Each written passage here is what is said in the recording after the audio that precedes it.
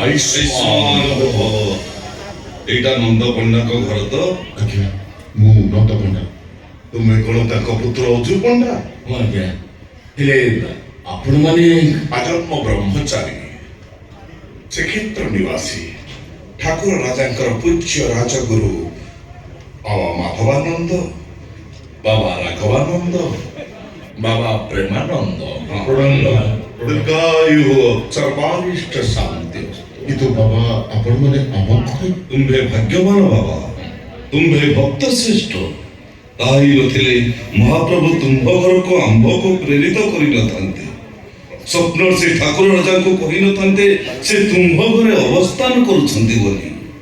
एकता ठाकुर राजा कहले स्वप्न रे एकता निश्चय सत्य ना अवश्य बाबा धन्य धन्य तुम्हें भक्त, धन्य तुम्हें भक्त, धन्य तुम्हें। प्रभु जगन्नाथ स्वप्न रे कथा भी कहछन्ति से तुम्भ घरे काठरे नुहे कि सुनारे नुहे अष्टधातु निर्मित प्रतिमा रूपरे अवस्थापित करुछन्ति जहाँकि तुम घर प्रति विपद सृष्टि करुछ। महाप्रभु को जोरे नवा पाई किछि कला पहाड़ एबे भी मंत्रणारत से मूर्ति पाई से कलापाड़ माने तुम्भ प्रति घोर अत्याचार करूछन्ति। कुहतुरी बाबा कुहतुरी से कला शांत पाई आमे बाप पुओ झियो बहुत कष्ट पाइलु। भक्त सब बड़े कष्ट पाए बश्च कष्ट पाइथिले दीनकृष्ण, कष्ट पाइथिले बलराम, दासिया बाउरी, सालवेग। हेले सेमाने भक्त श्रेष्ठ हेई गले, अमर हेई रही गले सेमाने। तमे माने भी भक्त श्रेष्ठ अमर हेई रही जीव। काहेकि ना प्रभु जगन्नाथ स्वप्न रे कथा भी कहिसंती से तुम्भ मानकु जंतनारु मुक्ति देई तुम्भ घर छाड़ी श्रीक्षेत्र निवासी हेबे, कल्पवट मूले रहिबे। हे प्रभु जगन्नाथ, हे प्रभु कालिया सातो तुम कोटि कोटि प्रणाम प्रभु। कोटि कोटि प्रणाम बाबा नहीं आसो बाबा चलो से मूर्ति को नहीं ये बाबा में दे दो। जा जा नहीं जा रामाई कर जाउछु ए राधा तू ठीक समय बोल जाइछु। देख हम घर की आछली पुरी रो आछली ठाकुर राजा पठाइछली। हम कला शांत पाई आउ चिंता नहीं ना से ता जगह को चली जीवो। हां अजू बाबा जा नहीं जा हां रामाई तमे तू कोन जाउ जाउ पळासा पाकिस्तान जा जाउ कन्या तुम ये कोन कहउछ? अरे आंभ माने को देखि तुमे कोन जानि पारनो आंभे माने सब किए? नैष्टिक हिंदू ब्राह्मण आमे आम वेश पोशाक तमे देख कन्या वेश पोशाक देखले सब कि जदी जानि होंता ताले से दिन बुढ़ी असुरनी कमल रे बिचारा रजा कोटा पड़ी न थांता। जो बुढ़ी असुरनी से दिन मोहिनी कन्या वेश धारण करी रजा को मोहग्रस्त करितिला। कंट्रोवर्सी कंट्रोवर्सी ए जे चलिछि भंड बाबांकर कलाकार नामा।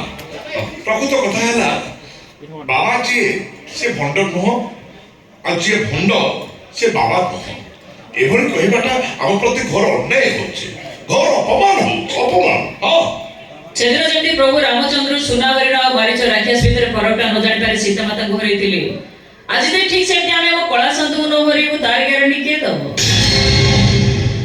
तमे कोन चाहू छ कन्या?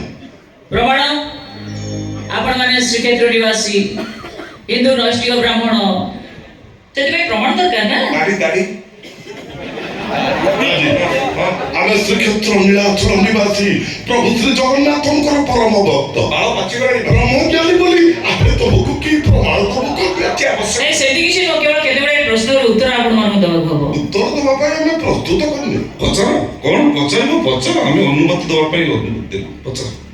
सप्ताह 7 दिन कि 7 दिन भितरे प्रत्येक गुरुवार दिन हिंदू शास्त्र अनुसार हिंदू दंपति परस्पर को स्पर्श करने नीति विरुद्ध कहीं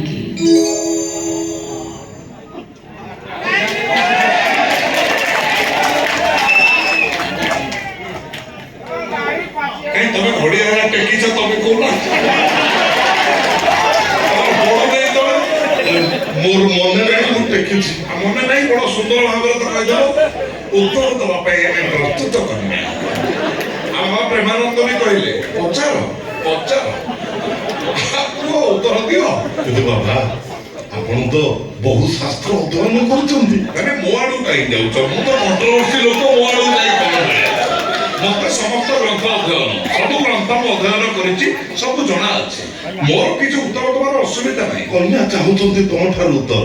କନ୍ୟା ଚାହୁଁଛନ୍ତି ଯେ କିନ୍ତୁ କନ୍ୟା ତ ଜାଣିନାହାନ୍ତି ନା ଆମେ କେତେ ଜ୍ଞାନୀ ସେଥିପାଇଁ ପରୀକ୍ଷା କରୁଛନ୍ତି କିନ୍ତୁ ଦେଖ କନ୍ୟା ଏ ପ୍ରଶ୍ନର ଉତ୍ତର ତକ ମୋ ପାଇଁ ବଡ଼ ବିରଳ ନୁହେଁ ପ୍ରକୃତ କଥା ହେଲା ଏ ପ୍ରଶ୍ନ ଅତ୍ୟନ୍ତ ସରଳ ଆମ ଭଳି ଜ୍ଞାନୀ ଗୁଣି ଲୋକମାନଙ୍କୁ ଏଭଳି ସରଳ ପ୍ରଶ୍ନ ପଚାରି ଲଜ୍ଜା ଦିଅନି ପ୍ରଶ୍ନ କିଛି ଜଟିଳ କର ନାଇଁ ଆଜ୍ଞା ପ୍ରଥମେ ସରଳରୁ ଜଟିଳ ଆଡ଼କୁ ଯିବା।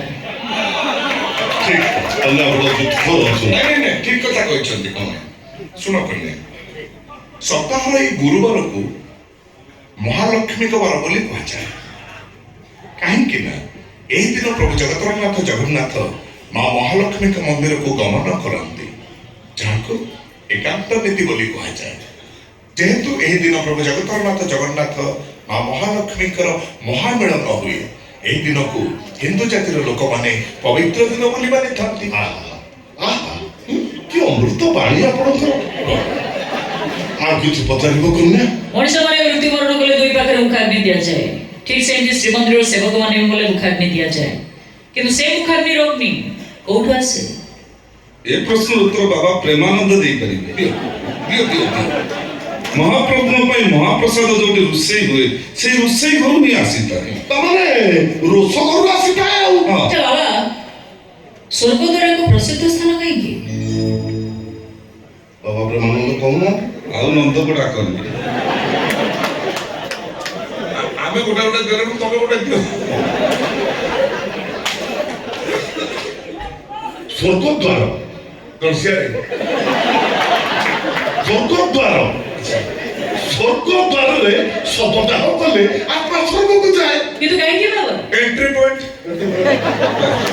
that is the entry point ସେଇ ଏଣ୍ଟ୍ରି ପଏଣ୍ଟରେ ଗୋଟେ ଦ୍ୱାର ଅଛି ବୁଝିଲେ ଗୋଟେ ସିঁଢି ଲାଗିଛି ସେଇପଟେ ସ୍ୱର୍ଗର ଦେବତା ମାନେ ପ୍ରତ୍ୟେକ ଦିନ ରାତିରେ ଶ୍ରୀମନ୍ଦିରକୁ ଆସନ୍ତି ଜଗନ୍ନାଥଙ୍କ ସହ ବସି କିଛି କଥାବାର୍ତ୍ତା ହୁଅନ୍ତି ସାଙ୍ଗ ହେଇ ଅବଢ଼ା ଖାଆନ୍ତି ପୁଣି ଭୋରୁ ପଳେଇ ଯାଆନ୍ତି ଆଚ୍ଛା ଶ୍ରୀଜଗନ୍ନାଥଙ୍କ ମହାପ୍ରସାଦ